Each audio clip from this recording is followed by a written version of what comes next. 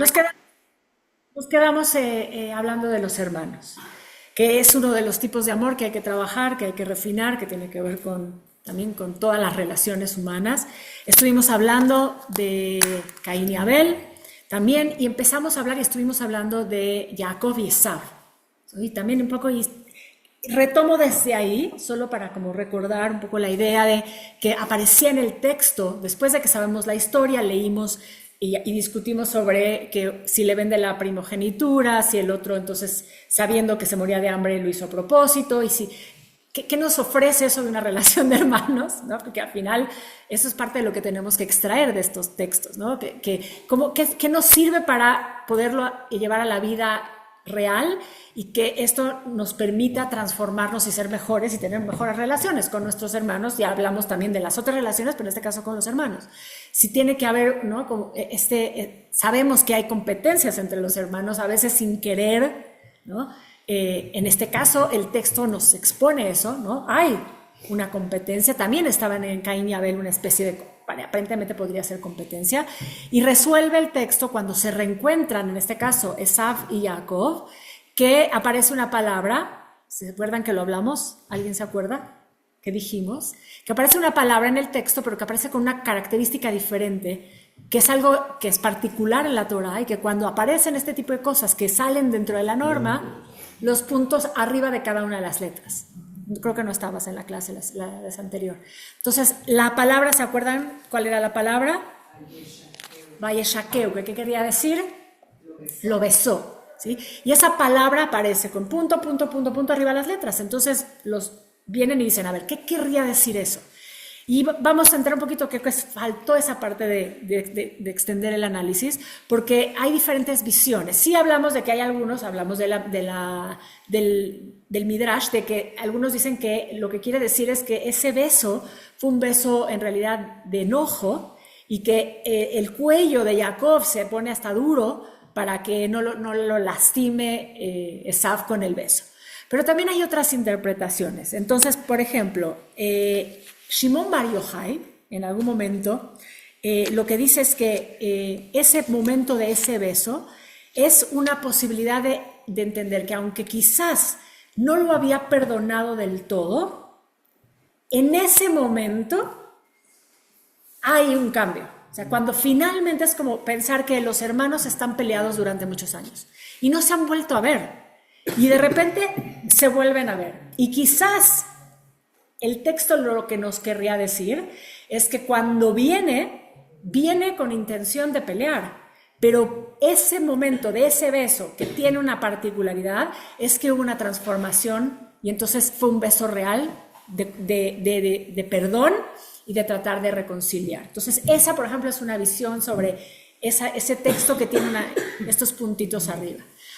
Hay otros momentos que los sabios dicen, esos puntos, algunos dicen, algo muy práctico, que ni siquiera tiene que ver con la historia en sí misma, que probablemente los sabios no están seguros si ese beso estaba puesto ahí, si ese beso estaba ya en el texto original, y si no fue una adhesión posterior y marcarla como algo diferente para saber que no era a lo mejor lo que estaba en el texto original, pero trayendo un beso a ese encuentro, de alguna forma estás restaurando esa relación de hermanos, ¿sí? Que podría ser como otra de las lecturas, ¿no? Entonces digo, hay como momentos interesantes que tienen que ver con eso. Y hay quien dice que también el beso, ya lo hemos dicho, no fue sincero. Simplemente esa puntuación fue un beso de compromiso, porque ya se encontraron y la historia tiene que seguir incluso, ¿no? ¿Y qué hacemos con la historia? Bueno, pues tenemos que, digamos,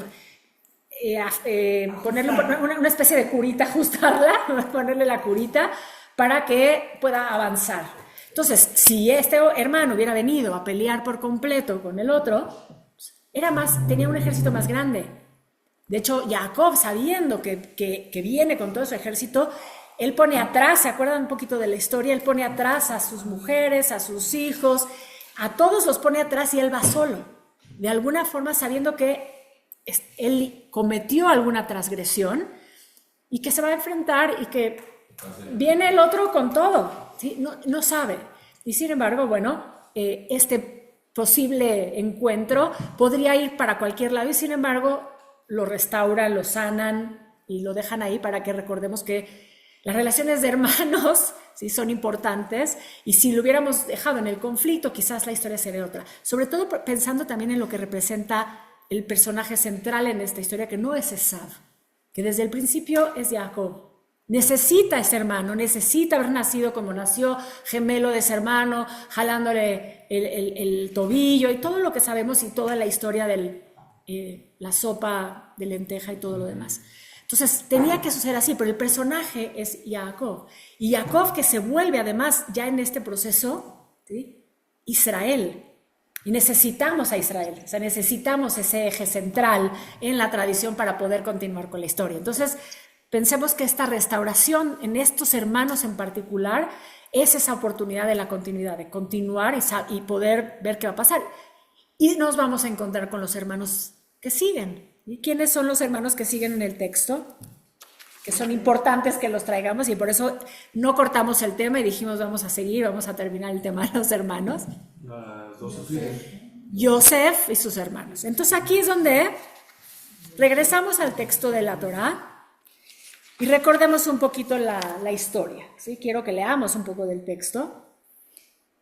Entonces, lo primero, ¿sí?, o sea, ¿dónde empieza ese punto de quiebre que nos puede llevar a antes ahí? Vamos. Exactamente. Entonces vamos a leer Génesis 37. Vamos a leer un poquito del texto para recordarlo, porque siempre sí estamos aprendiendo. Yo acepto que lo volví a leer y digo, mira, es que sí dice así, ¿no? Uno piensa, bueno, claro, el papá es el responsable porque el papá hace una diferencia entre los hijos, y hemos hablado que por principio no deberíamos. Sin embargo, quizás más de una vez lo hacemos. Entonces el texto, bueno, claramente sí dice eso. 37, 3, 4 específicamente. Israel, ya llamando a Jacob Israel, ya no llamándolo Jacob, Israel amaba a Yosef más que a todos sus hijos, porque era el hijo de su vejez, y le hizo una túnica de fina lana. Y cuando sus hermanos vieron que su padre lo amaba más que a ellos, lo aborrecían y no podían hablar pacíficamente con él. Primer paso. Entonces, ese es el texto. Realmente el papá está haciendo una diferencia tan clara, ¿sí?, que se manifiesta en un rechazo por parte de los hermanos. Por ahí sí, el que tenga su micrófono abierto, si lo pueden cerrar, si hay un poquito de ruido. Entonces, genera una envidia automática. O sea, genera, mira, no dice envidia como tal, aunque podríamos traducirlo también como envidia, dice lo aborrecían. O sea, es muy fuerte. Es mucho más. O sea, entonces para que entendamos también lo que sigue, claramente sabemos que va a llegar a eso. Antes de venderlo todavía hay un paso antes, hay un pequeño paso antes. Ahora, importante, entonces, no queda todavía hay un paso más que va directamente relacionado con este principio. Y Yosef tuvo un sueño que contó a sus hermanos, quienes entonces lo odiaron más que antes. Que se le reverenciaban a él. Exactamente. Entonces les dijo, los ruego que escuchen el sueño que he tenido. Estábamos atando gavillas en medio del campo, cuando de pronto mi gavilla se levantó y se mantuvo derecha, y vuestras gavillas se inclinaban alrededor en círculo. Entonces le dijeron, ¿has de reinar acaso sobre nosotros? ¿En verdad has de dominarnos? Y siguieron aborreciéndolo, tanto por sus sueños como por sus palabras. Y luego tuvo otro sueño, en que también lo contó a sus hermanos, y les dijo, he tenido otro sueño. ¿Cuál es el otro? He aquí que el sol y la luna y 11 estrellas se posternaban ante mí. Y se lo contó también a su padre, que lo reprendió diciéndole, ¿qué sueño es este que has tenido? ¿Acaso vendremos yo, tu madre y tus hermanos a prosternarnos nuestro rostro a tierra ante ti? Entonces, primero, el papá hace una diferencia clara y está escrito en el texto. Lo quiere más, y lo dice el texto, y le hace un regalo que no le hace a ningún otro. Ya tenemos un problema. Después tenemos el siguiente problema.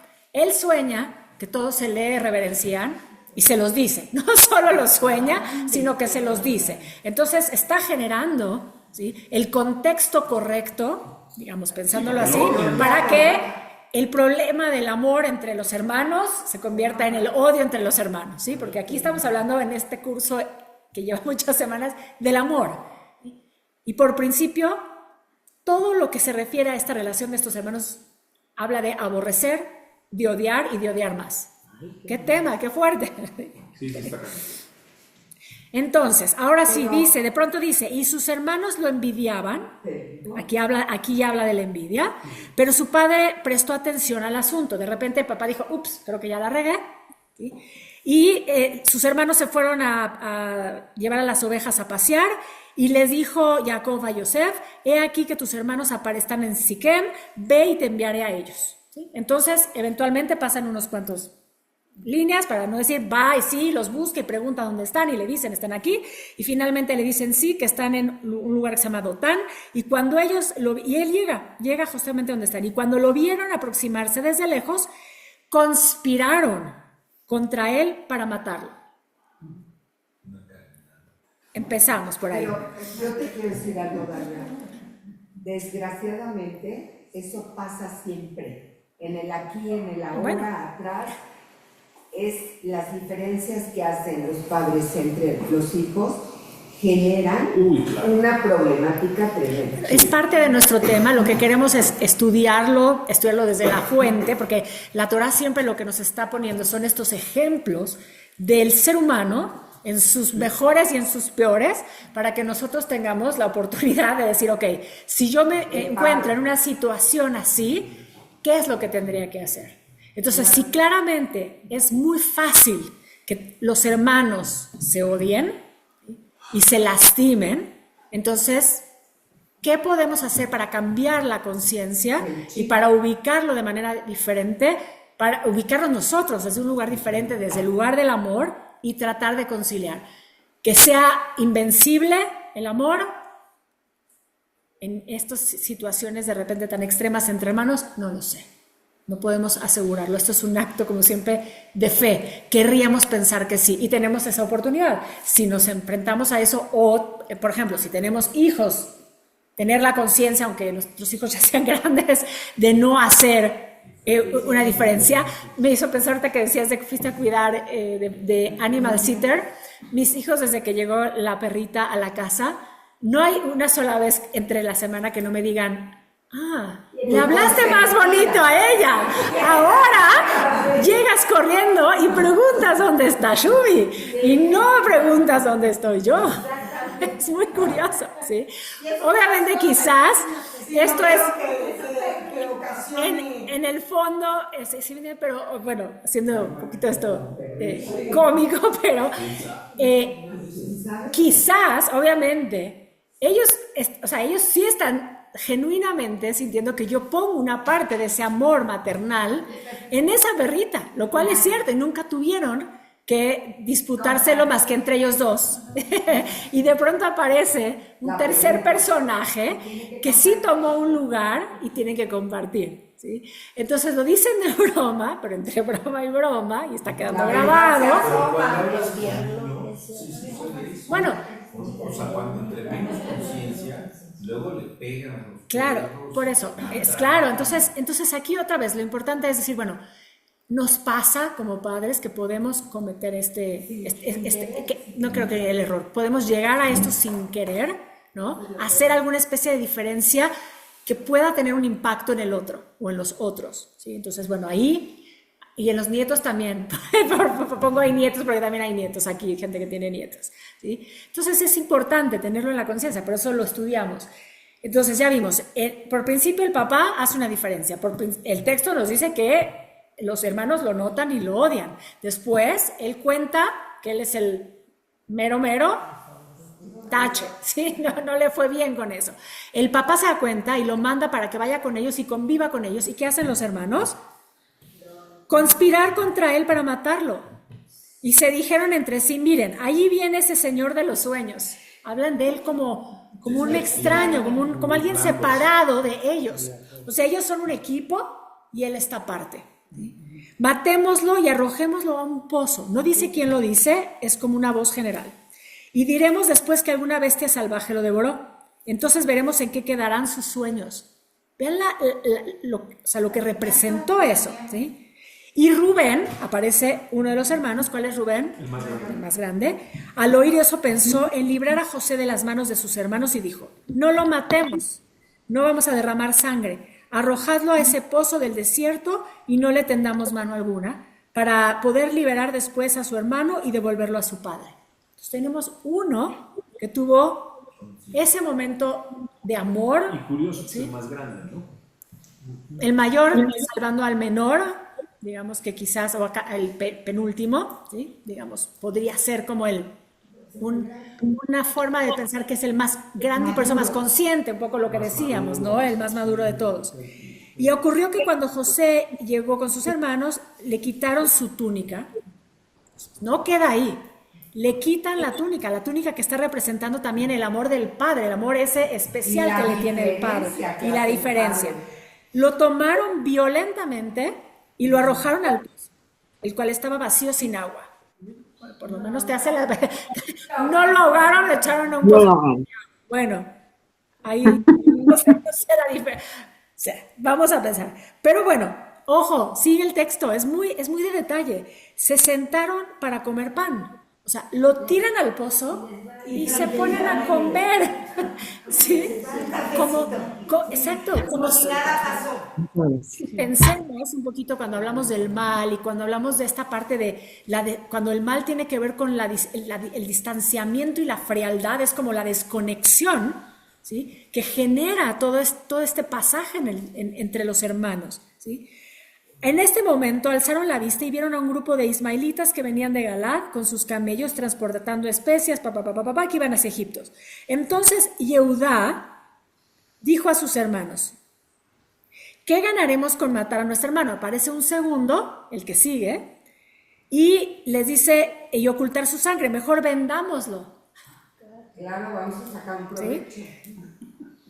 Vendámoslo y que nuestra mano no sea sobre él, porque es nuestro hermano y es nuestra misma carne. Otro pequeño momento de conciencia, ¿sí? De este segundo hermano.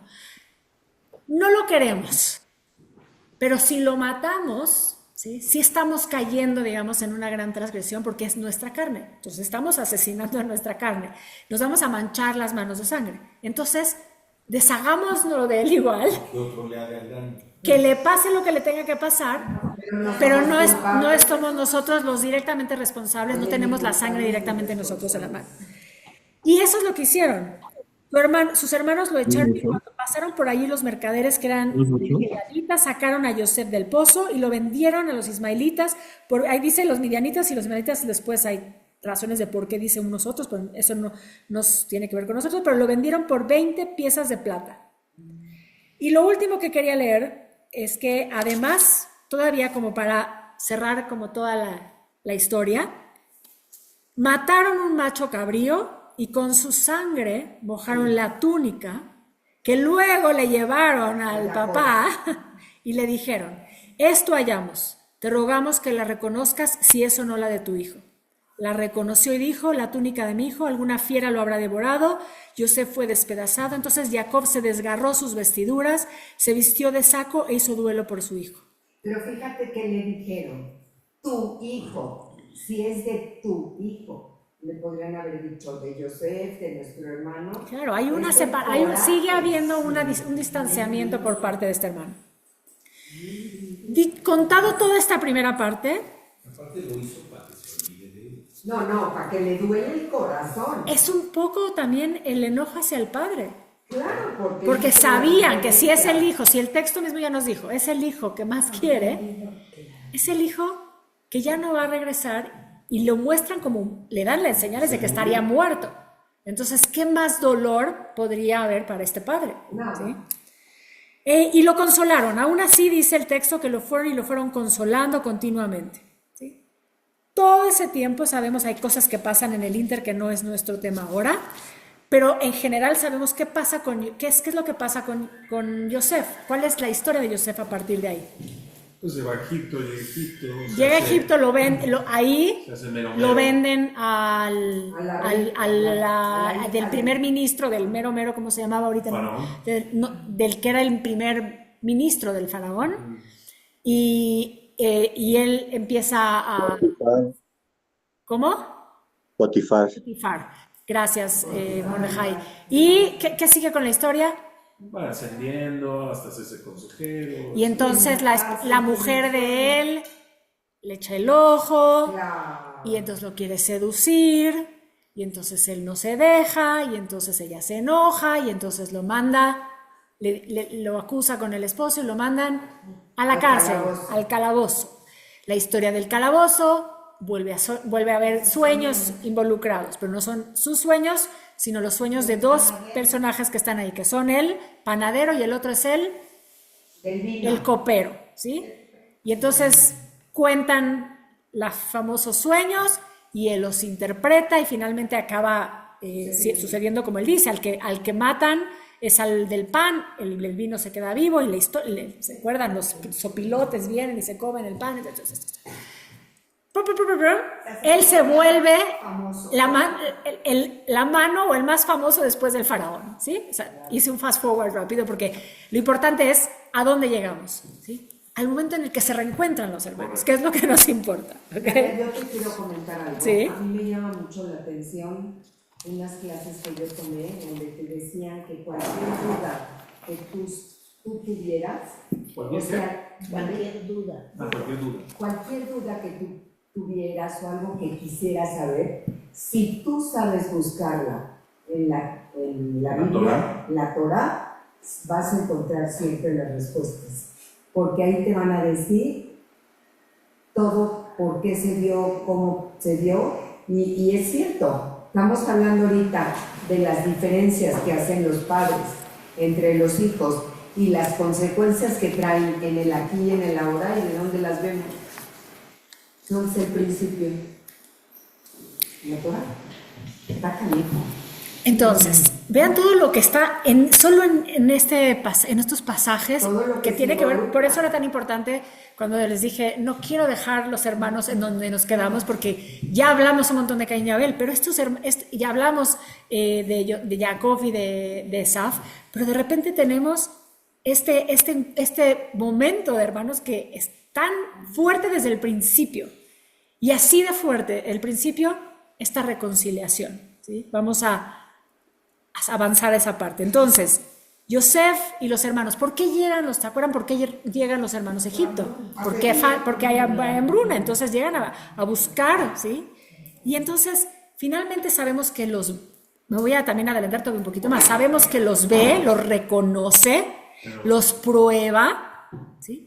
¿Todavía los prueba? ¿Se acuerdan? Quiero ver cómo tenemos esto. Sí, le puso una copa de la... Claro, exacto, le ponen algo para hacer como que se lo robó y entonces van a ir tras él y entonces dice que se lo tiene que quedar, que se tiene que quedar con él y el hermano, creo que es también, vuelve a ser el primero. Benjamín. Bueno, ¿alguien sabe cuál es? ¿No es Benjamín? No sé cuál de los hermanos dice, no nos vamos a ir sin él y yo me quedo, ¿sí? Y entonces ahí es donde empiezan los sabios a decirnos, se empieza a restaurar, digamos, esa relación que se rompió, ¿sí? ¿Por qué? Porque eso manifiesta que los hermanos están de alguna forma arrepentidos. Después de ver a su padre sufrir durante muchos años por ese hermano fallecido, ¿sí? Entre comillas, se dan cuenta de lo que generaron, de lo que hicieron. Entonces, no quieren dejar a este hermano, el chico, porque saben lo que eso significaría y porque eso les recuerda lo que hicieron. ¿Sí? Entonces, Yehuda, Dalia. Sí, adelante, Yehuda. pero fuerte, para que se oiga, Mordejai. Yehuda. Yehuda, gracias. Benjamín, Binyamin es el chico, es el Binyamin, es el chico, es el pequeño. Entonces Yehuda es el que dice que se va a quedar, que no lo pueden dejar, ¿sí? O sea, obviamente sabemos que hay una idea detrás, una lectura, un exégesis de esto, es que hay un arrepentimiento por parte de ellos, ¿sí? Entonces, volvemos a la idea, el amor, que tiene que ver también con este otro tema del que hablamos, que es el perdón, ¿sí? Que tanto está relacionado, ¿sí? La restauración del amor con la decisión o la elección de perdonar, ¿sí? Y entonces aparece este momento, ¿sí? En donde Yosef finalmente, después de todos estos pasajes, que si los deja ir, que si les mete la copa y todo este tema, les dice, Finalmente, es Génesis 45. Ahí voy. Es que aquí se lo tengo pedacitos, pero prefiero que lo leamos directo de acá. Génesis 45, ¿sí? Y entonces, ¿qué es lo que sucede ahí? Aquí está. Y Yosef no pudo contenerse más ante todos los egipcios que estaban sentados allí con él y les ordenó que se retiraran. Entonces no quedó egipcio con él y se dio a conocer a sus hermanos. Y al hacerlo, lloró con grandes voces y lo supieron los egipcios y la casa del faraón. Le dijo Yosef a sus hermanos: yo soy Yosef. ¿Vive aún mi padre? Y sus hermanos no atinaron a contestarle, de tan asombrados que estaban. Y continuó Yosef: acérquense por favor, y se aproximaron y subrayó: sí, yo soy Yosef, vuestro hermano, a quien vendisteis a Egipto. Pero no se lamenten ni se arrepientan por haberme vendido a este lugar, por cuanto Dios me envió ante vosotros para la preservación de la vida. Hace 2 años que el hambre se adueñó de la tierra y todavía faltan 5 años de esta época en que no se puede cosechar, y Dios me envió ante vosotros para prepararos la subsistencia en la tierra y salvar así nuestras vidas del desastre. ¿Qué está pasando aquí? ¿Qué es lo que está diciendo él? No es su culpa, no es su responsabilidad, sino que lo que sucedió es parte de un plan divino, ¿sí? Y entonces ustedes ya no tienen que preocuparse, porque yo lo entiendo así, ¿sí? Entonces yo lo entiendo, yo no estoy, llora finalmente, porque todo el tiempo, en el texto no quiero leer todo, si alguien tiene curiosidad vayan y lean todo para que veamos, porque él está desde que los ve, nunca manifiesta que quiere dañarlos pensando en que quiere venganza, en ningún momento. Entonces ahí viene esta otra enseñanza, ¿sí? No es eso. Yo creo que es todavía un momento de mucha más conciencia, ¿sí? Hay un plan mucho más grande para esto que sucedió como sucedió. La historia tiene una razón de ser. Las cosas pasan porque tienen que pasar para algo. Y ese para algo es para que él fuera el mero mero y pudiera tener. Además, acuérdense, ¿qué soñó antes? ¿Cuál es el otro? Pero no ¿qué soñó? ¿Cuál es el otro sueño que interpretó? No solo el de los de la cárcel, el del faraón, que eran, ¿qué? Las 7 vacas flacas y las gordas, ¿sí? Otra vez. Entonces, él previó lo que iba a venir y es parte de lo que permite que eventualmente no haya carencia. ¿Por qué? Porque se abastecieron para poder vivir. Les está diciendo, todavía además falta. Pero está cubierto, y está cubierto porque el hecho de que él haya llegado a Egipto es la posibilidad para que se salven, ¿sí? Y entonces no es que ellos sean culpables, sino que ellos son un elemento circunstancial en el plan divino. Pero entonces es lo mismo con Caín y Abel, y es lo mismo con Yosef y Esaf, Jacob y Esaf, porque todo es un plan divino, todo está como premeditado a que suceda.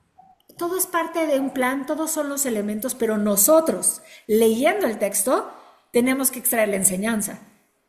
Y lo que tendríamos que hacer es entender que si ese perdón, digamos, es porque entendemos, ¿sí?, que hay un creador, que hay un plan divino. O sea, es mucho más grande que lo particular, que muchas veces es lo que nos acaba nublando la vista y manteniéndonos justamente en los conflictos. Y por eso hay tantas relaciones entre hermanos que no se sanan. Hay cuántos hermanos que pasan toda su vida distanciados. ¿Sí? Y no solo distanciados, dañándose, o sea, que sí llegan a realmente lastimarse y provocarse un mal, ¿sí? Entonces el texto te está diciendo, hay algo, no podemos olvidar nunca que hay un Dios, no podemos olvidar nunca que todo se ve, todo se mira y todo tiene una consecuencia, cada acto tiene una consecuencia. Entiendo lo que estás diciendo y estoy ya. Casi de acuerdo. Ok. Porque ¿dónde quedan entonces las responsabilidades de nuestros actos? ¿Todos No, están divididos? porque sí son responsables, pasan mucho tiempo desde que desde que lo venden hasta que él aparece, porque incluso cuando aparece no les dice luego. O sea, pasan viviendo una vida miserable. Dice que pasan todo el tiempo preocupados por el papá porque el papá nunca se repone. Claro. Y aparece varias veces que tratan de consolarlo. Entonces viven con una consecuencia de sus actos, ¿no? Una carga. ¿Sí? Pero al final... Más sin embargo, son nuestras tribus. O sea, ¿por qué de estos hombres, en juicio, se hacen las tribus de Israel? Bueno, pero porque finalmente todos son hombres igual que nosotros. Otra vez, hay que entender que es parte de lo que la Torah nos quiere decir. ¿Sí? O sea, que por qué, que si son nuestras tribus, ¿por qué vendríamos como, porque de estos hombres que son como... De hecho, vamos para allá un poquito. ¿Te acuerdas cuando le da las bendiciones a cada uno de los hijos, Jacob, antes de morir? Sí. Algunos no les da como una bendición que es tan linda, digamos. O sea, hay una conciencia de qué es lo que cada uno de estos hombres, digamos, que son como los representantes o el arquetipo de las tribus, significan, digamos, y es otra vez extraer la enseñanza que está ahí. Porque así es como realmente aprendemos. De lo otro, de ver las conductas de lo otro, y después elegir distinto, claro. O elegir igual y cometer, ¿sí?, las mismas transgresiones, caer en esas mismas circunstancias. Por eso aquí el tema sería, si tenemos hermanos, ¿sí?, entonces todo esto nos debería de servir para saber, ¿sí?, dónde podemos mejorar nuestras relaciones con nuestros hermanos, cómo podemos fortalecer esos vínculos, cómo podemos seguir aprendiendo también de las pequeñas diferencias o las grandes diferencias que tenemos con ellos, y aún así mantener siempre y sostenernos dentro del amor. Y cuando aparte a lo mejor depende, sí tenemos una dificultad, no estoy hablando de los hermanos que están totalmente distanciados, pero pequeñas diferencias con nuestros hermanos, ¿cómo elegimos sanarlas? ¿Cómo elegimos resolverlas? ¿Desde qué nivel de conciencia? Yo creo que con lo que tú decías, la enseñanza está de cómo lo toma Yosef, no de lo que hicieron los hermanos. Los hermanos, o sea, tomaron una mala decisión y ellos sí fue su decisión. Pero hay dos partes en eso. Sí. La de Yosef y la de los otros son hermanos. Sí, están las dos. Sí, o sea, no es nada más una parte de la historia. Entiendo lo que dices. Ajá, o sea, y aquí está la respuesta. Uno de ellos, como siendo la voz de todos, dice, no vamos a dejar otra vez a un hermano.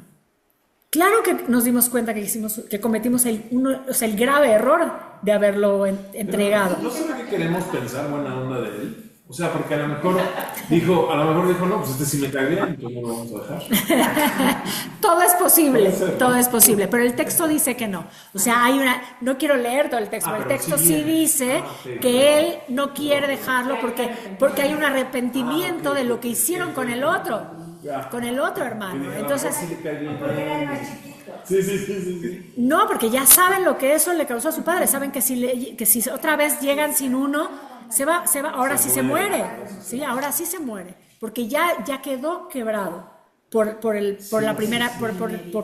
porque ya no desapareció Yosef. La bendición a Rubén es conócete a ti mismo, no eres tan bueno. Por eso está atrás, por eso digo, si vamos, nos saltamos esa parte porque, bueno, quisimos ir acá, pero eso está ahí. Si vamos y analizamos las bendiciones que le dio en su momento a cada uno, no todas representan bendiciones. En realidad, las que son más parecidas a bendiciones son las que les da a los que no son sus hijos, que son sus nietos, que realmente son los últimos dos, que son Yosef y Binyamin. Perdón, sus hijos después, Efraín y los hijos de Efraín y Menashe.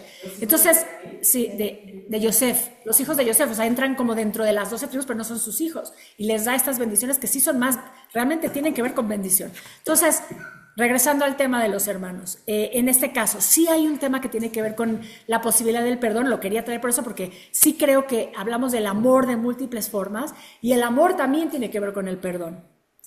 Sí creo que es un acto de amor para uno mismo, ¿sí? Porque si uno perdona, uno vive en paz.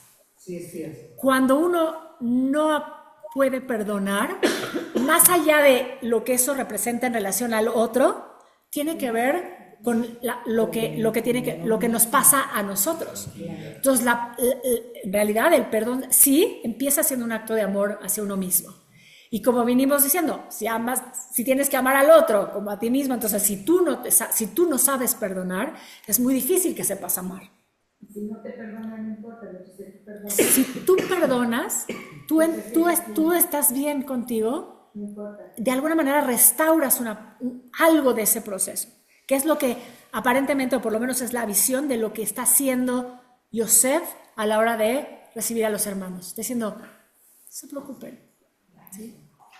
Esto es mucho más grande y esto tenía un plan y esto nos permite seguir con vida. ¿Por qué? Porque mi llegada aquí, ¿sí?, tuvo un objetivo, tenía una función. De hecho, para Isaac Luria, trayéndolo, porque esta es nuestra clase de Kabbalah, pero siempre que estamos estudiando Kabbalah, estamos estudiando Torah, lo que dice es que el perdón de Yosef es como el modelo del tikkun olam, o sea, como la reparación, o sea, reparar, que lo venimos hablando, venimos diciendo esto, reparar los vínculos, de alguna forma, es recordar ese principio, que es lo que nos deberíamos de tener siempre como objetivo, ¿sí?, que es el tikkun, porque sabemos que hay algo roto. Entonces, la relación de estos hermanos, ¿sí?, el hecho de que lo hayan odiado, que lo hayan tirado al pozo, que lo hayan vendido, todo lo que tiene que ver con esta relación, incluyendo también que él haya presumido, porque cuando pasa también presume, o sea, la capa es como un estandarte, el contar sus sueños es una forma de decir, sí, o sea, yo soy aquí el mero mero. Ahí está la fractura, ahí está el Shevirat HaKeilim, ahí está el rompimiento, ¿sí?, de la vasija, ¿sí? Esa vasija que tiene que ver con una relación entre hermanos, ahí está rota, ¿sí?, desde el principio. Todo, cada una de estas partes, ¿sí? Y entonces viene el tikkun, la reparación, ¿sí? Hay una especie de teshuvá por parte de los hermanos. Les dejo de tarea que vayan y lean todos estos versículos, ¿sí?, porque no nos daría tiempo, si no nos vamos a terminar con los últimos hermanos. ¿A partir del 45? A partir, no, de hecho, desde el 34 era, ¿no?, que empecé a leer. 30 y ¿cuál fue donde leí, donde lo oí? 37, 3, 4. 37. Sí, gracias. Dicen por acá, porque yo ahorita mi memoria no me da, pero que fue 37 cuando empieza diciendo, y Yosef tuvo un sueño, sí, exacto, aquí. Israel amaba a Yosef, 37, 3, en realidad empieza en el 3, y a partir de ahí continúan. Hay otras cosas que pasan ahí en el medio, ¿sí?, que no son necesariamente directamente, sí tienen que ver con algunos de los personajes, pero sigan la historia de los hermanos para que vean cómo sí se manifiesta una teshuvá por parte de estos hermanos, reconocen y viven de alguna forma ya sin paz, ¿sí?, porque ahí está la consecuencia de sus actos, ahí está, el libre albedrío decidieron, pero después vivieron una vida con una carga, y esa vida entonces ya no puede ser una vida tan linda, ¿sí? Tan es así que cuando él les dice, no se preocupen más, todo además el impacto, además, aparte de pensar, yo siempre pienso, no lo reconocieron, yo siempre pienso, ¿cómo no lo reconocieron? Sí, pero también era quizás mucho más chico, pero también desde el principio es como un extraño, desde el principio está como lejos de ellos, entonces hay como un distanciamiento que quizás por eso sería incluso fácil no reconocerlo. Aparte, la mano te puede recaudar a alguien, pero cuando crees que tu hermano, al que aventaste y te dijiste, es el mero mero. Pero a su favor podríamos decir que también, ¿no? O sea, no mismo hablar que comunicarse. Son dos cosas distintas. Tal vez el tema es que claramente, por alguna razón, para los místicos esto es entender que sí hay un proceso de Shevirat HaKeilim, de ruptura, hay un proceso de tikkun, de reparación, y la reparación viene por parte de la teshuvá de los hermanos, que sí está manifiesta en el texto, y por parte también de esta capacidad de perdón de Yosef y de esa conciencia mucho más elevada que permite de esta situación, que es una situación de oscuridad, ¿sí?, revelar la luz, exactamente. Entonces lo que dicen es que justamente este acto es el acto que se conoce en Kabbalah como Birur Anitzotzot, ¿sí? Nitzotzot son las chispas, ¿sí? Entonces Birur es el destapar las chispas de la luz, ¿sí? ¿Qué quiere decir? Que en esta situación, que aparentemente es dramática porque los hermanos la llevaron al extremo, a Yosef durante mucho tiempo le fue muy complicado, ¿sí?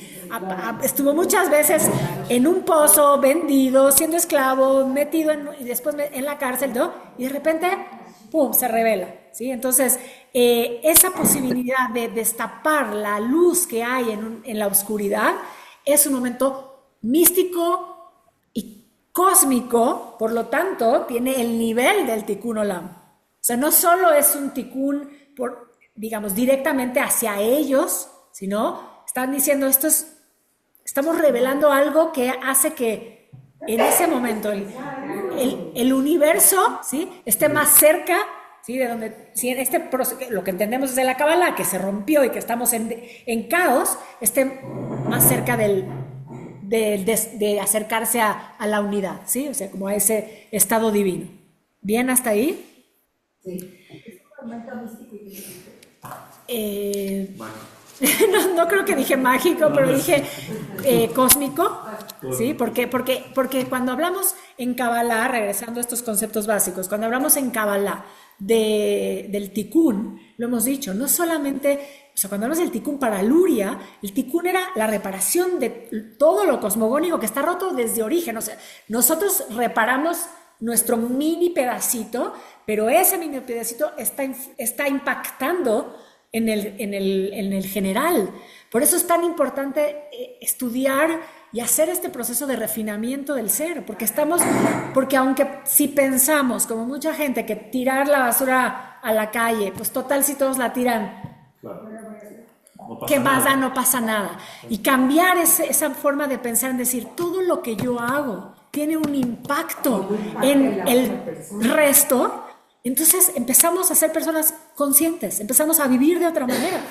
Y eso es lo que nos quiere enseñar la mística, eso es lo que nos quiere enseñar la Kabbalah. Hacia allá tenemos que ir. Yo creo que la Teshuvah que hablas de los hermanos, no nada más es de los hermanos, es de Yosef.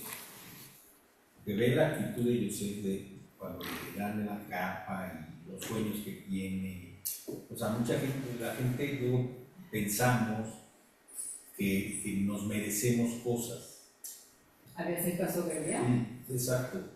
Y la Teshuvah que él tiene él reconoce que él es un medio o una pieza para lograr un fin diferente. Exactamente. Y eso creo que tiene más enseñanza de todo. Claro, y por eso aquí, de hecho, aquí Marco está diciendo algo parecido. Dice, Yosef le dio una lección de paternidad verdadera a sus hermanos y a su mismo padre, ¿no? De alguna forma está representando al Adam Kadmon, o sea, como, ¿qué tiene que ver con esto? Con esta conciencia elevada, ¿sí? Que lo que finalmente entiende es la unidad. Entonces, estar en esa fragmentación entre los hermanos es lo contrario a eso. Esto habla de lo que representa Yosef como nivel de conciencia, ¿okay? Que sabemos que en el árbol de la vida tiene su lugar, ¿sí? ¿Dónde aparece Yosef en el árbol de la vida? En los arquetipos. Yesod, por supuesto. En Yesod. Por supuesto que sí. Que es el que hizo la sala. ¿Qué? Lo escucharon en una entrevista que hicieron a Habla fuerte para que te oigan los del señor Zoom. Kohab. Le hicieron una entrevista que me llamó mucho la atención su comentario. Y le preguntaban, ¿tú por qué haces esto? Y él contestó, es que yo nada más soy un medio, a mí me llegó esta fortuna que tengo para que yo la pueda repartir. Yo solamente soy el administrador. Exactamente, bueno, pues tiene que ver con esto, sí, tiene que ver con esta conciencia de la que se habla. La verdadera historia es un poco... Bueno, todo queda grabado. Sí estamos grabando así, ¿verdad? Okay. Bueno, entonces, dicho lo anterior, recordando que esta es nuestra enseñanza, que estamos en este curso de Kabbalah práctica siempre, bueno, aquí está el trabajo, ¿no? El trabajo de refinarnos constantemente, de recordar que siempre hay algo más grande hacia dónde ver, y que todo lo que hacemos, estar conscientes en que sí, tiene un impacto, lo hagamos consciente o no lo hagamos consciente, ¿sí? Entonces, en la medida que vivimos más claros en nuestro presente y en el hoy, entonces estamos más claros de lo que estamos haciendo y cuando tomamos ciertas decisiones u otras decisiones y hacia dónde nos llevan. Se me hizo pensar esto y nada, sí, a lo mejor nada que ver, pero ya que aprovechando, igual creo que ni se alcanza a ver mucho el pizarrón, No. pero bueno, lo que alcancen a ver, y si no, ya igual todos los que están ahí son expertos en el árbol de la vida y saben dónde están todos los personajes, y solo porque me gusta escucharlos, ¿sí? Vamos a hablar de los siguientes dos hermanos famosos, que son, Aarón y Moshe. y en dónde arquetípicamente están ubicados en el árbol de la vida. Quiero el nombre de la Sefirá específicamente con el nombre del personaje. Okay. Entonces tenemos Hod, Aarón, Netzach, exacto. Moshe. No recursos particulares. ¿Quieres contarles sobre la Dalia Seaman School of Learning? La pandemia, reíamos un poco de eso. Tiene diploma, tiene su diploma, alumno sobresaliente, el único alumno. Pero es cierto, estudiábamos. No le pongas la capa,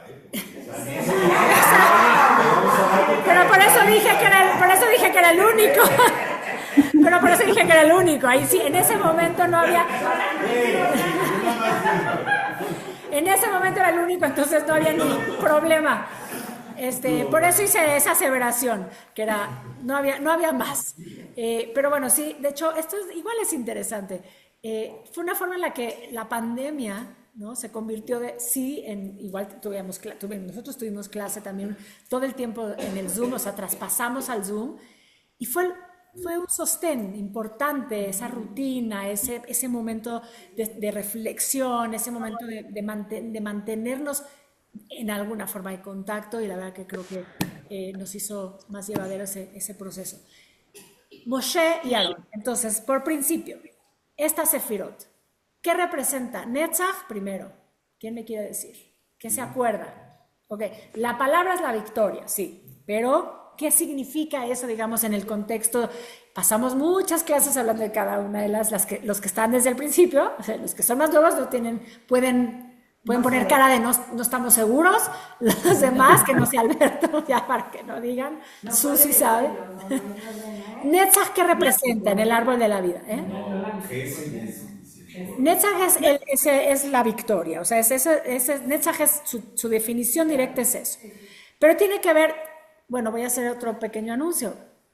Vayan al canal de Pasión y Gratitud de Betel, en donde hay podcasts variados. Uno de ellos es un podcast de Cábala Práctica, y hemos estado hablando de cada una de las Sefirot, por si alguien quiere después ahondar en ello. ¿Cómo se llama el canal? El canal es Pasión y Gratitud. Y ahí hay varios podcasts, varios del Rabino Diego, también del Rabino Leo, también está el del Hazán, el del Encantado, y está el podcast de Cábala Práctica de Dalia Seaman, y ahí hay, ya por lo menos hasta ahorita hay 5, ya pasamos por Netzach, así que Netzach y Hod ya los abarcamos, así que pueden ir a verlos, son cortitos, son 20 minutos, así que tienen ahí un poquito de información para repasarlo. Entonces, amor y gratitud. Pasión y Gratitud se llama el canal. Pasión y ¿En Gratitud. Instagram? ¿En Instagram o en YouTube? En YouTube te metes, pones Pasión y Gratitud, Okay. le pones seguir y ahí puedes ver todos los podcasts que hay. Anuncio, ese fue el anuncio. Netzach, entonces, representa... ¿Ya pusiste el grado? Gracias, sí. Todo esto último que dije ya salió, incluyendo todo el bullying de la capa. Representa, bueno, venga, acá. Netzach representa la capacidad de vencer, ¿sí?, los obstáculos, ¿sí? En una forma, Netzach tiene que ver con el campo del lenguaje simbólico, ¿sí? También tiene que ver esto directamente con lo emocional del ser, tiene que ver con la capacidad de entendernos en referencia a la eternidad, ¿sí? Porque normalmente nos sentimos finitos y estamos más conectados como con el límite, y en Netzach esa victoria tiene que ver con trascender, ¿sí? Esa capacidad que tenemos como de vernos como algo que es mucho más trascendente, que tiene que ver otra vez incluso con la idea de la conciencia más elevada, porque cuando tenemos una conciencia más finita, estamos más ocupados en lo diario y nos olvidamos que hay algo más grande, ¿no? Entonces tiene también que ver con eso. Claramente tiene que ver con todo el pilar de la derecha, que sí también se asocia con la parte de la misericordia, claramente con la parte del Gesed, ¿sí? Y algo importante, está relacionado de alguna forma con la energía profética. Y por eso tiene que ver con lo trascendente y por eso tiene que ver con lo simbólico, porque cómo se manifestaban las profecías. O sea, los profetas, ¿sí? Tenían sueños, tenían revelaciones, que casi siempre eran a través de símbolos, no necesariamente específicos. O sea, si vamos y leemos muchos de los profetas, es como un código que tenemos que interpretar para poder entender realmente lo que quiere decir, pero sí, o sea, una de ellas muy famosa, que es muy socorrida en la Kabbalah, la profecía de Ezequiel, el capítulo 1 de Ezequiel. Agua, un cielo que se abre, chispas, fuego, rayos, ruidos, unas cosas volando, unos remolinos, una cosa que tiene ojos, unas ruedas que tienen ojos, unas cabezas de 4 lados, ¿sí? Símbolos, ¿sí? Dicho lo dicho, esa es una de las razones por las que Moshe es el arquetipo, ¿sí? De esta dimensión. ¿Por qué? Porque Moshe en sí mismo es un símbolo. Todo el tiempo, desde que nace, ¿sí? Hasta que muere. Él en sí mismo es un símbolo, ¿sí? Y muchas de las cosas que sabemos de su historia, ¿sí? Están relacionadas todo el tiempo con un lenguaje simbólico, con cosas que pasan que son símbolos que nos dan una información. De entrada, desde el principio, hasta su nombre, ¿sí? Su nombre que es puesto en el agua, que va, y después lo que representa su historia de como la zarza, que es uno de los símbolos más importantes. Después las plagas, pienso ahorita en voz alta. ¿Sí? Entonces, todo el tiempo, ¿sí? Él, de alguna manera, está relacionado con ese lenguaje simbólico, con ese lenguaje profético, con ese lenguaje de lo trascendente que tiene que ver con lo que será literal, la trascendencia del pueblo como pueblo, ¿sí? Como pueblo de Israel. Entonces, por eso es que está ubicado ahí. Y hay un elemento que también es importante, que él tenía una dificultad, según lo que nos dice la Torá, para hablar. Entonces, también por eso, ¿sí? Él está más conectado con esta parte del lenguaje interior profundo que lleva a este lugar de la profecía, ¿sí? Que su hermano, que está en la esfera de Jod, que representa ¿qué? La palabra. ¿Sí? El lenguaje literal, ¿sí? La comunicación que tiene un límite, porque el lenguaje ya limita, ¿sí? Pero que codifica también y ordena. Entonces, todo lo que Moshe es como un gran símbolo, ¿sí? Se ordena a través del trabajo que hace Aarón, ¿sí? Es el que finalmente ordena las cosas y las transmite. ¿Por qué? Porque es el sumo sacerdote y es el que finalmente habla. De hecho, desde antes Dios le dice, Él va a hablar por ti. Porque él siente que no va a poder hacer lo que no tiene. Le dice, ¿cómo me mandas a mí si yo tengo, ¿sí? Una especie de... ¿Cómo se quedó tan tabú? El momento que se queda tan tabú. Hay un midrash, pero es un midrash. Acuérdense, cuando los sabios leen, estudian, pasan estudiando la Torah y quedan todos esas dudas ahí que uno lo lee y dices, ajá, o sea, que algo faltó, viene el midrash. Viene... Algo de profundidad debe tener en que escogió o le movió. Bueno, la idea es que en vez del oro escogió el carbón Y lo que dice, se iba por el oro y viene un ángel y le mueve la mano. ¿Por qué? Porque, digamos, hay una idea de estar representando la humildad versus la soberbia, ¿sí? Hay ahí un juego. Pero eso es un exégesis de los rabinos para tratar, porque no dice, simplemente dice que es como, no me acuerdo cómo dice el texto, pero ni siquiera no dice que sea tartamudo, sino que es... Le cuesta trabajo. Que es como débil de la lengua, una cosa así dice, o sea, no me acuerdo exacto, ¿sí? Si alguien por ahí se acuerda exacto del texto, entonces él lo reconoce, entonces le dice, no te preocupes, ¿sí? O sea, claramente él va a hablar por ti y no te tienes que preocupar por eso. También hablando de simbología, estoy pensando, Dalia, se dice que no hay ningún rastro. En 40 años en el desierto, 40 años en el desierto, muchas miles de personas, y no hay un solo rastro de... Sí. De pueblo, ni nada. De nada, de nada. Tampoco, no se sabe cuál es exactamente. No hay nada. Porque no era se sabe una si toda nada de la sus- historia sigue siendo un simbolismo.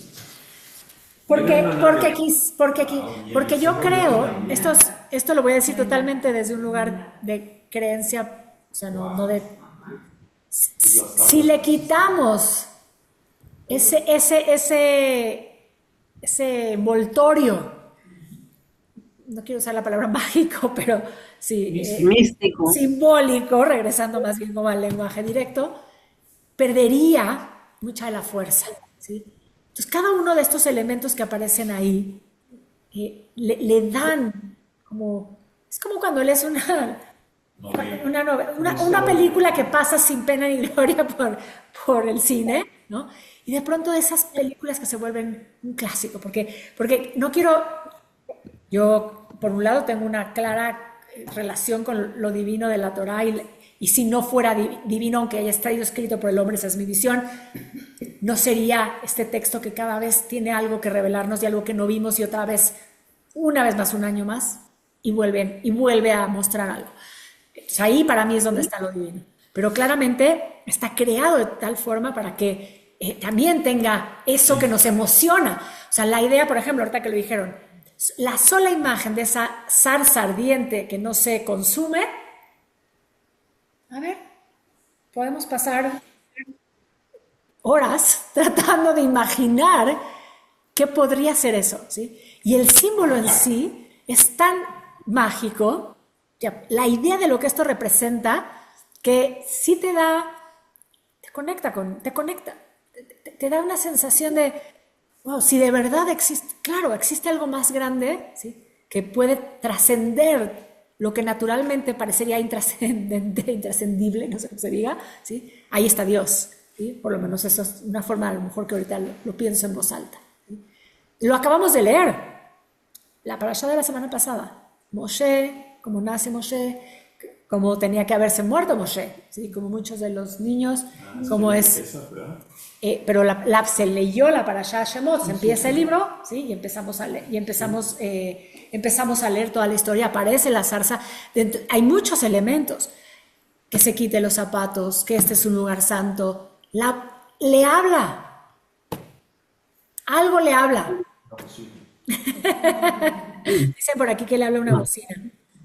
Podría ser, pero ¿a dónde la conecta? ¿Tenía que ser de pilas, de Bluetooth o algo? Porque ya para conectar. No, es que está cañón pensar. Ahí donde pues la escribió Dios, la escribió el hombre, la psicología. Quien lo haya escrito. Es un genio. Sí, Por eso, Pero Dios es un genio. por eso creo que mira, aquí tengo, dice, es de lengua, le dice, en Éxodo 4:10, dice de lengua pesada. Yo dije al revés, débil es lengua pesada, pero tenía que ver con eso. Y por eso su fuerza realmente está en lo interior y no está en la palabra en sí. Pero ve todo lo que representa Moshe como tal, ¿sí? Moshe para nosotros como pueblo, ¿sí? O sea, no existiría la Torá Y al final es un también. a partir de Shemot sin Moshe, ¿sí? Hasta el final, hasta el último momento. Entonces, de 5 libros tenemos la mayor parte relacionadas con este personaje que es simbólico en todos los sentidos, ¿sí? Y tiene al maestro de la expresión, que es el hermano, ¿sí?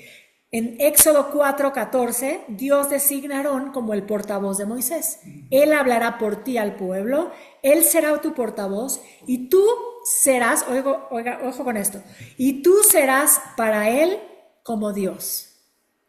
¿Cómo? Dios le dice a Moshe que Aarón hablará por él, que será su portavoz y que él será para Aarón Moshe como Su Dios. Dios. Ah, o sea, Moshe va a ser como el Dios de Aarón. Ajá, sí. O sea, en esta ¿Y eso Aarón lo aceptó?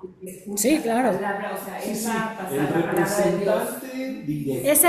Él Mero mero. es el mero mero. O sea, ve qué tan importante es el rol también que tiene Aarón.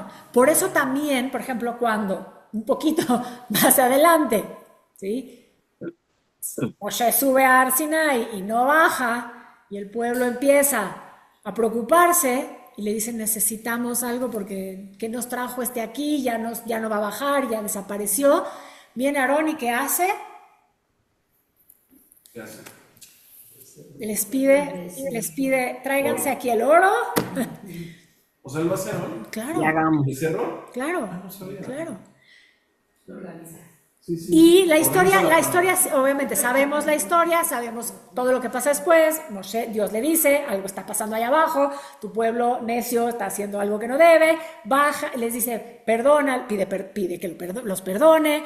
Y de alguna forma hay algo que después se va a acabar reparando. Esto es un tema muy delicado porque hay algunos que van por un lado, ahorita lo mencionaremos, que otra vez las elecciones de cada uno, ¿cuál sería la consecuencia?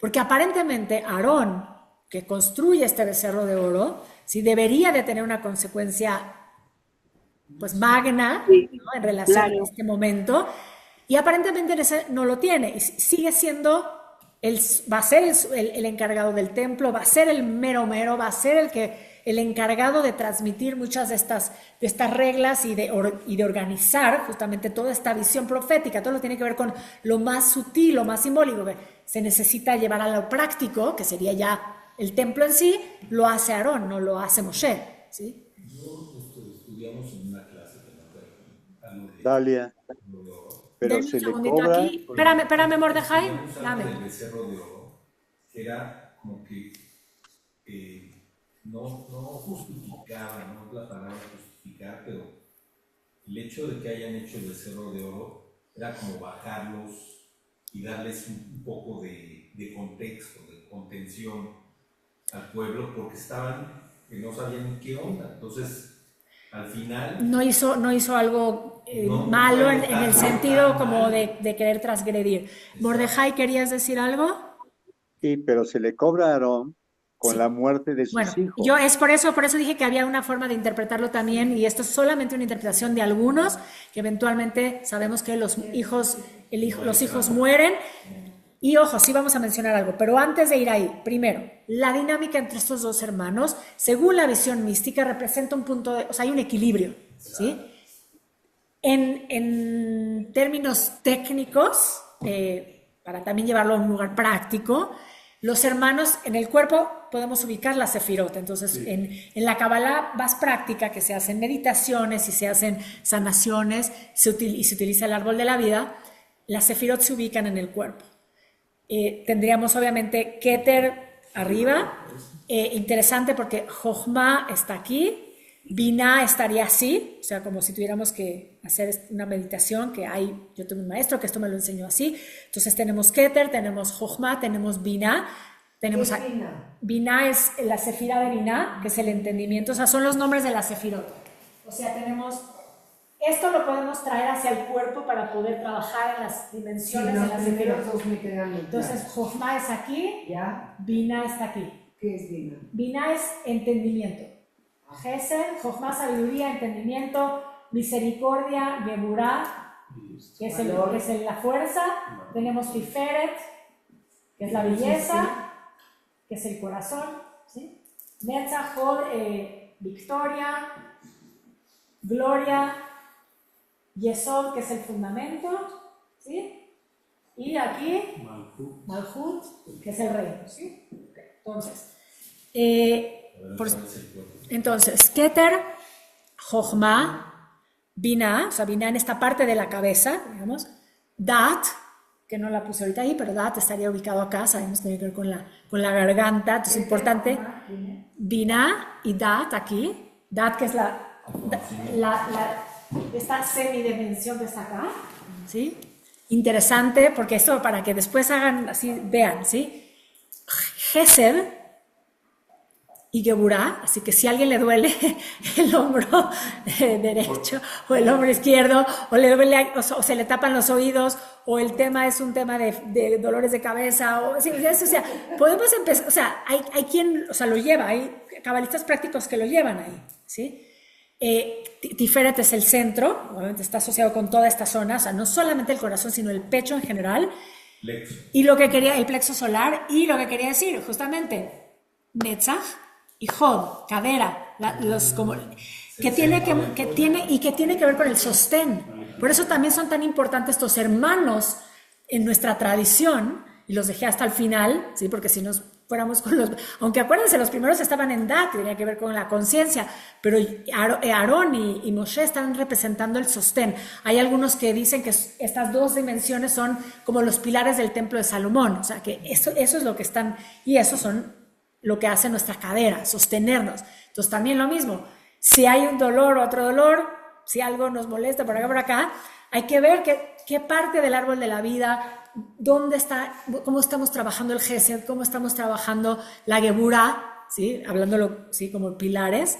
¿Por qué? Porque nuestro cuerpo nos está diciendo, ¿sí? Entonces, si es demasiada Geburah, a lo mejor hay restricción en esta parte, en una parte de este cuerpo.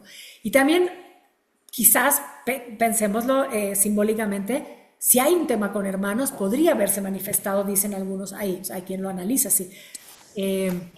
Otra vez voy a decir algo de estas cosas que sin querer. Entonces estos dos hermanos representan un balance, entonces tiene que haber un equilibrio, regresando a la parte mística, entre el lenguaje simbólico emocional y el lenguaje literal, o sea, que está más relacionado con la parte intelectual. O sea, continuamente tenemos... No, o sea, para equilibrar, para sí. manera de ver. Bueno, hay de alguna forma cada uno tiene una razón de estar en el sistema y de actuar en diferentes momentos, ¿sí? Como lo tiene que hacer. Entonces, en su momento, el becerro de oro, en otro momento, por lo que decía un poco Mordejai, hay un momento en el que dicen que hablan mal, por ejemplo, hablan mal él y Miriam sobre la mujer de Moshe. Entonces estamos hablando otra vez, si él es el representante de la pureza de la palabra, y está haciendo la Shona Ra, ¿qué está representando? ¿A qué enseñanza nos quiere dar la Torah? ¿Sí? Una transgresión. Y entonces hay quienes dicen que a la que le cae directamente la consecuencia es a ella, porque le da la lepra, la enfermedad de la piel que aparece en la Torah, y sin embargo después va a ser cuando mueren los hijos. Entonces hay quienes dicen que indirectamente estos momentos distintos en la vida de Aarón, que aparentemente son transgresiones, pero que en su momento no son como calificadas así, eventualmente se verán representadas en la muerte de sus hijos. Y por lo que quería decir esto, porque cuando lo volví a leer, sí, siempre se hace chinito y no sé si lo tengo acá, pero cuando, lo digo por lo que me acuerdo un poco, cuando se entera que sus hijos se mueren, él lo único que hace es quedarse en silencio. Es como si de alguna forma digamos, el reflejo de las decisiones que en algún momento pudieron haber estado fuera del orden, ¿sí? Lo llevan a ese espacio de silencio que es como contrario a lo que es su naturaleza. Su naturaleza, su lugar dentro del modelo es hablar, es comunicar y es transmitir. Y cuando mueren los hijos, lo único que dice, no dice lloró y no dice gritó. Dice, se quedó callado. Entonces, como aceptando, ¿no? Es otra vez, fíjate, pero, es simbólico. Sí. Es simbólico dentro de lo que estamos hablando. Es como si de pronto por un momento se cambiara de lugar en la dimensión. O sea, es como entró a Netzach, ¿sí?